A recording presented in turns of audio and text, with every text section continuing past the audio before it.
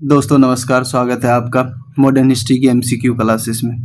दोस्तों इसमें जो हम लोग एमसीक्यू सॉल्व करने वाले हैं वो इस टॉपिक से है, इंटरिम गवर्नमेंट ऑफ इंडिया, है ना। इस टॉपिक से हम लोग जो है एमसीक्यू को सॉल्व करने वाले हैं। तो पहला क्वेश्चन आपके स्क्रीन के सामने है, देखिए इसको सॉल्व करने का ट्राई कीजिए। देखिए क्या कहता है, अंतरिम सरकार 1946 में उपराष्ट्रपति, कार्यकारी परिषद तथा विदेशी मामलों एवं राष्ट्रमंडल संबंध विभाग किसके पास था?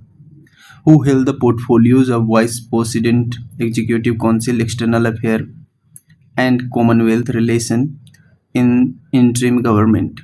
तो ऑप्शन आपके सामने वल्लभ भाई पटेल, जवाहरलाल नेहरू, राजेंद्र प्रसाद, बलदेव सिंह, ये सारे आपके विकल्प है और इसका जो सही उत्तर होगा वो आपको बताना है। तो इसका जो सही उत्तर होगा वो क्या हो जाएगा? Jawaharlal Nehru.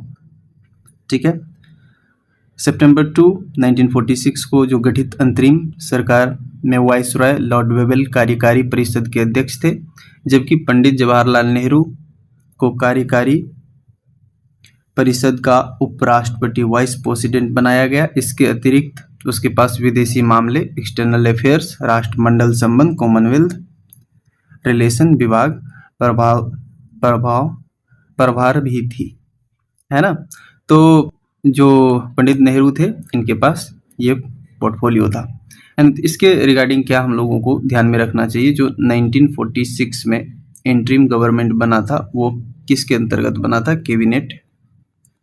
Cabinet mission plan के तुरंत, कैबिनेट मिशन प्लान के तहत बना था, है ना। और जो है उस टाइम जो वायसराय थे वो कौन थे? वेवेल जो थे, लॉर्ड वेवेल, ये वायसराय थे, है ना। उसके बाद माउंटबेटन आता है। तो नेक्स्ट क्वेश्चन आपके स्क्रीन के सामने है, अंतरिम सरकार में गृह, सूचना एवं प्रसारण विभाग किसके पास था? Who held the home information broadcasting portfolios in interim government? अच्छा हाँ दोस्तों, अगर आपको लग रहा है कि मैं ये क्यों कवर कर रहा हूँ इस टॉपिक को, तो मैं आपको कहूँगा कि इसके रिगार्डिंग जो है आप एक बार एमसीक्यू सर्च करके देखो। क्वेश्चंस आए हुए हैं, कई एग्जामिनेशन में आए हुए हैं। That is the reason I am covering this topic, है ना। तो who held the home and information broadcasting portfolio in interim government, ये देखिए प्रश्न सेकंड और इसका आंसर कीजिए, है ना। जो दोस्तों इसका करेक्ट आंसर हो जाएगा वो क्या हो जाएगा? वल्लभ भाई पटेल। गृह तथा सूचना एवं प्रसारण विभाग जो है किसके पास था? सरदार पटेल के पास था, है ना। सरदार वल्लभ भाई पटेल को अंतरिम सरकार में गृह, होम अफेयर्स, सूचना एवं प्रसारण, इंफॉर्मेशन एंड ब्रॉडकास्टिंग विभाग का कार्यभार सौंपा गया था। इसके साथ ही वो रियासती मामलों प्रिंसली स्टेट डिपार्टमेंट के भी प्रमुख थे, जिसके माध्यम से उन्होंने स्वतंत्रता के पश्चात भारतीय रियासतों का एकीकरण किया। मुख्य बिंदु, सरदार पटेल को भारत का लौह पुरुष कहा जाता है, प्रशासनिक सेवाओं का संरक्षक कहा जाता है, प्रशासनिक सेवाओं का संरक्षक कहा जाता है इसको। तो जनक जो है, father of Indian civil service का अगर आपके है जो इंडियन कोई, तो यही उसका all India service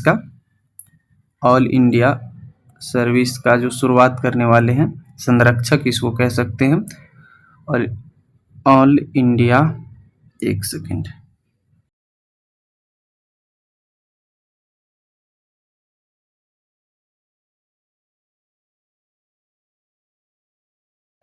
all India service का शुरुआत या प्रोटेक्टर इसको कहिए, संरक्षक कहा जाता है। लौह पुरुष जो है इसको कहा जाता है। ये फैक्ट्स आप ध्यान में रखिए। नेक्स्ट आपके सामने, who was interested with the defence portfolio in interim government, अंतरिम सरकार में रक्षा विभाग किसे सौंपा गया था? ये आपको बताना है। बलदेव सिंह या सी.एच. भाभा, राजेंद्र प्रसाद, जॉन मिथाई। जो दोस्तों इसका सही और करेक्ट आंसर होगा वो क्या हो जाएगा?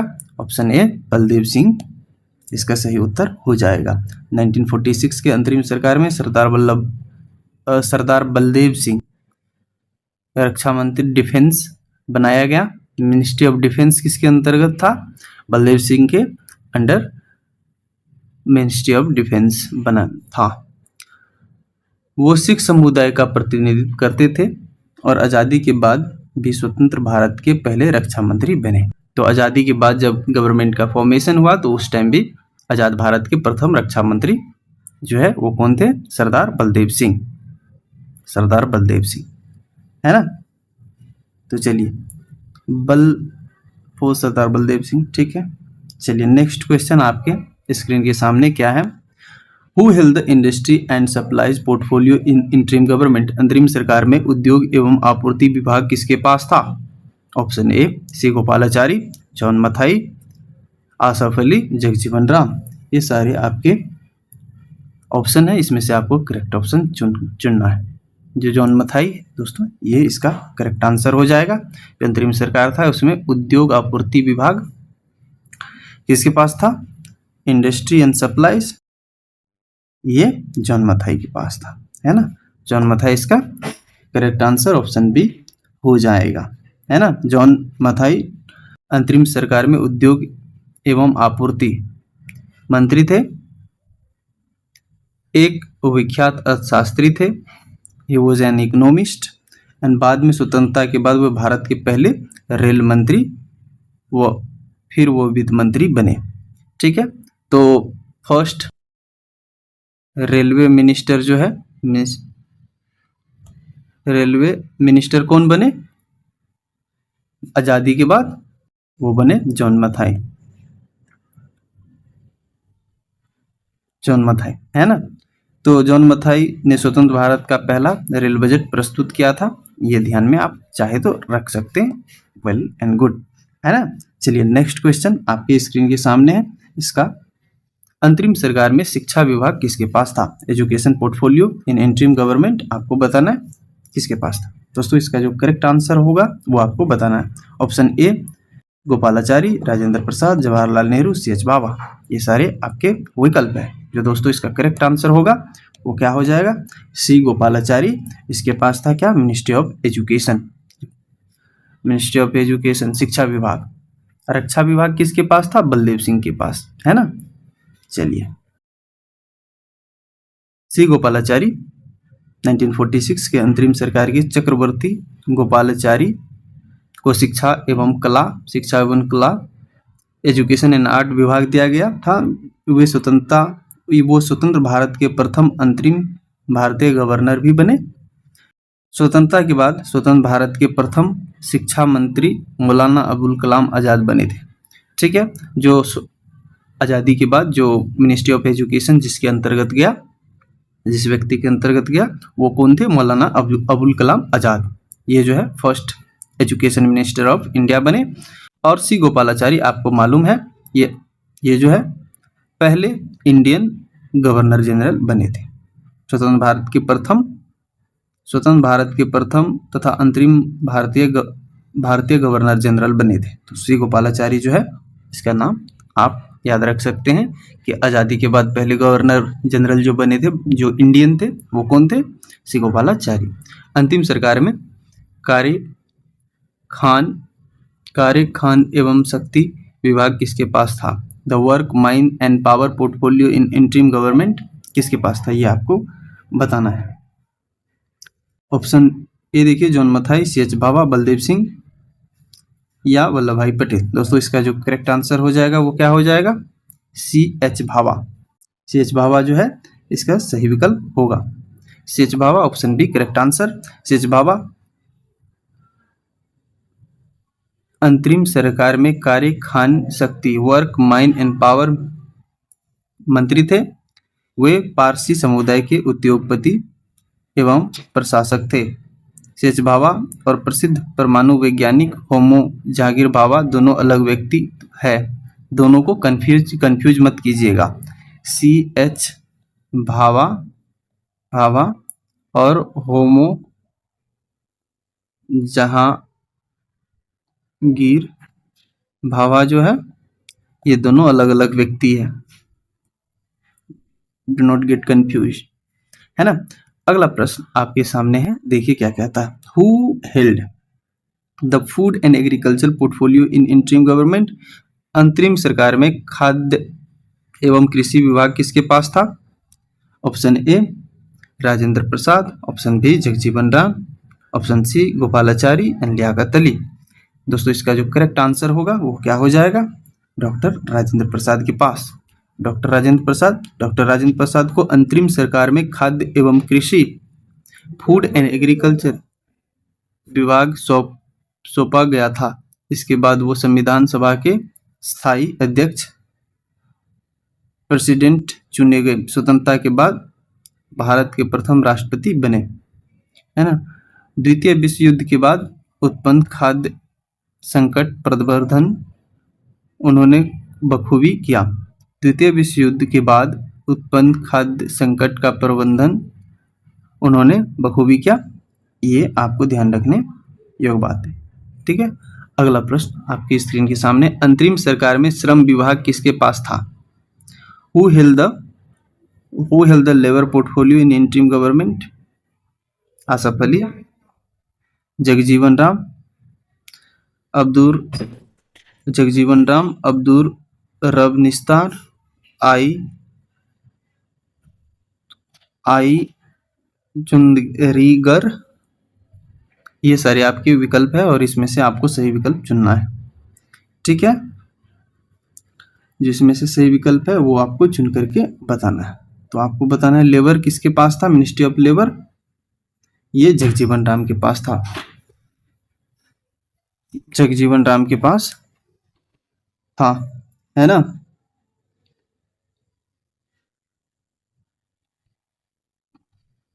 नेक्स्ट क्वेश्चन, बाबू जगजीवन राम अंतिम सरकार में श्रम मंत्री, लेबर और oil India depressed classes league के प्रमुख नेता थे।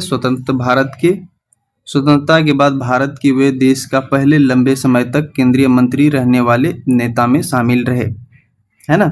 न्यूनतम मजदूरी अधिनियम मिनिमम वेज एक्ट 1948 रूपरेखा इन्हीं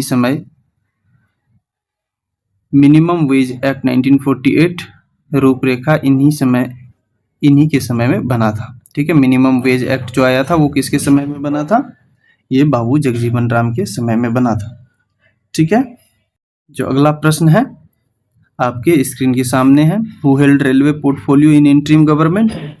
रेलवे पोर्टफोलियो जो है अंतरिम सरकार में रेलवे विभाग किसके पास था? Option A Asaf Ali, option B John Mathai, C H Bhabha, Baldev Singh. ये सारे आपके विकल्प है। जिसमें से सही और करेक्ट आंसर है वो आपको बताना है। जिसका सही आंसर है वो क्या हो जाएगा? आसफ अली जो है इसका करेक्ट आंसर हो जाएगा, है ना। तो इसके बारे में हम लोग देखते हैं। आसफ अली जो है ये इसके पास क्या था? रेलवे विभाग आसफ अली के पास था, ठीक है। इसके बाद हम लोग देखते हैं क्या है इसका एक्सप्लेनेशन।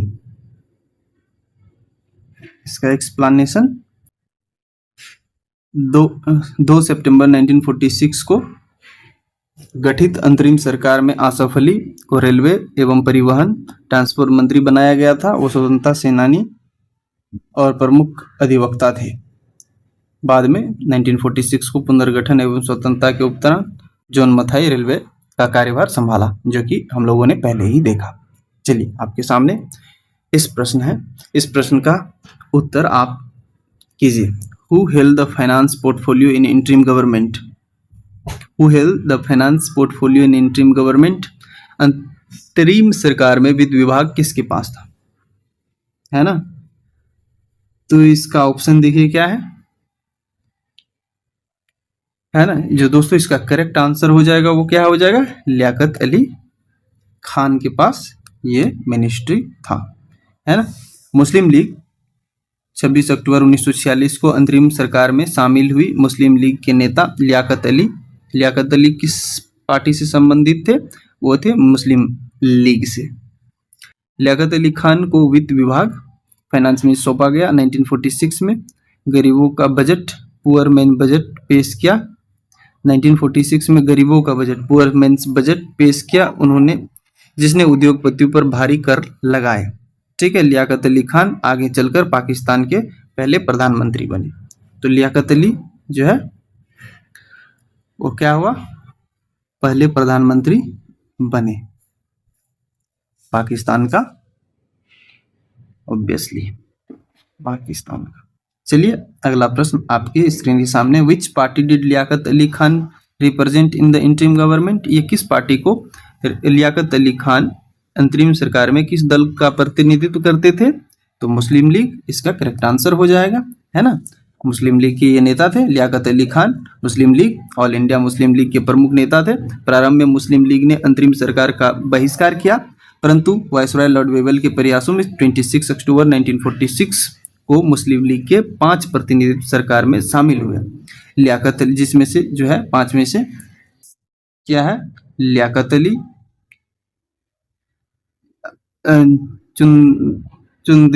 चुंद्रीगर, और ये क्या है, अब्दुल रब निस्तार, गजनफर अली खान और योगेंद्रनाथ मंडल, ये पांचों जो है इसमें शामिल हुए थे मिनिस्ट्री में, है ना। तो अगला प्रश्न आपके स्क्रीन के सामने है, who held the commerce portfolio in interim government? अंतरिम सरकार में वाणिज्य विभाग के पास, अंतरिम सरकार में वाणिज्य विभाग किसके पास था? गजनफर अली खान, चुंद्रीगर, आई चुंद्रीगर, या अब्दुल रब निस्तार, लियाकत अली खान। ये सारे आपके विकल्प है, इसमें से आपको सही विकल्प का पहचान करना है। तो दोस्तों इसका अंतरिम सरकार में जो वाणिज्य विभाग था वो किसके पास था? ये ऑप्शन ए, नहीं माफ कीजिएगा, ये ऑप्शन ए नहीं, ऑप्शन बी आई चुंद्रीगर के पास था। आई चुंद्रीगर के पास था, है ना। इब्राहिम इस्माइल चुंद्रीगर, भी इतना खतरनाक नाम है यार। मुस्लिम लीग के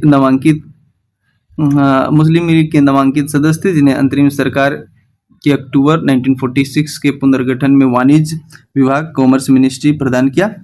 मुख्य बिंदु, मुस्लिम लीग ने व्यापार एवं वाणिज्य में अपने प्रभाव के लिए स्वतंत्र मंत्रालय प्राप्त किया था। चलिए टोटल 16 क्वेश्चन है, उसमें से 13 क्वेश्चंस को अभी तक हम लोगों ने सॉल्व कर लिया। Who held the communication portfolio in interim government? अंतरिम सरकार में संचार विभाग किसके पास था? संचार विभाग किसके पास था ये आपको बताना है। तो दोस्तों इसका जो सही उत्तर हो जाएगा वो क्या हो जाएगा? अब्दुल रब निस्तार के पास ये था। अब्दुल रब निस्तार मुस्लिम लीग के सदस्य थे, जिन्हें संचार, डाक, पोस्ट एंड एयर विभाग सौंपा गया था। वे पेशावर नॉर्थ वेस्टर्न फ्रंटियर जो है ये प्रमुख राजनीतिक थे। संचार विभाग के अंतर्गत उस समय डाक, तार एवं नागर विमान शामिल थे। ठीक है, अगला प्रश्न आपकी स्क्रीन के सामने है, who held the health portfolio in interim government? आपको बताना अंतरिम सरकार में स्वास्थ्य विभाग किसके पास था? योगेंद्रनाथ मंडल, गजनफर अली खान, अब्दुल रब निस्तार, लियाकत अली खान। ये सारे आपके ऑप्शन हैं।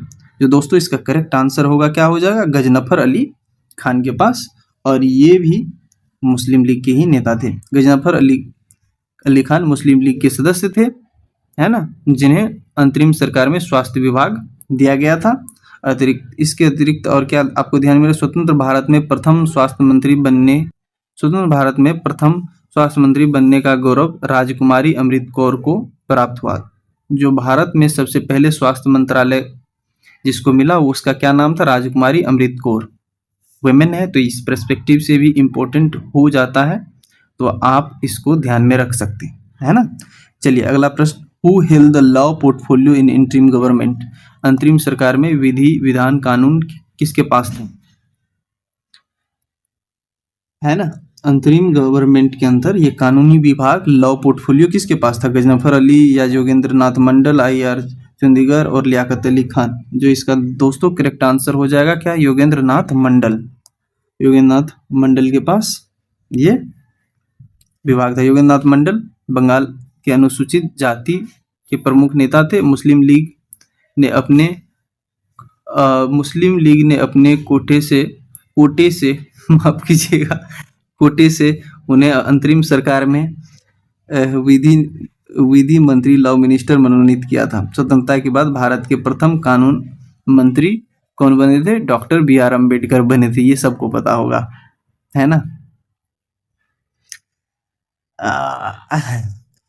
Who among the following was member of Muslim league in interim government? निम्नलिखित में से कौन सा अंतरिम सरकार मुस्लिम लीग का सदस्य था? मुस्लिम लीग का सदस्य कौन था?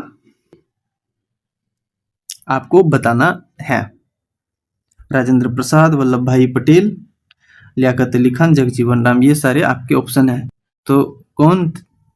Who among the following was a member of Muslim league in the interim government? तो आपको मालूम होना चाहिए, यहाँ पर लियाकत अली खान यही होगा। पटेल, राजेंद्र प्रसाद, जगजीवन राम, ये सब तो कांग्रेस के मेंबर थे। विकल्पों में से लियाकत अली खान मुस्लिम लीग के सदस्य 26 अक्टूबर 1946 को शामिल मुस्लिम लीग के 5 सदस्य में से थे। लियाकत अली खान, ये इसके पास मिनिस्ट्री ऑफ फाइनेंस था, वित्त मतलब वही होता है मिनिस्ट्री ऑफ फाइनेंस।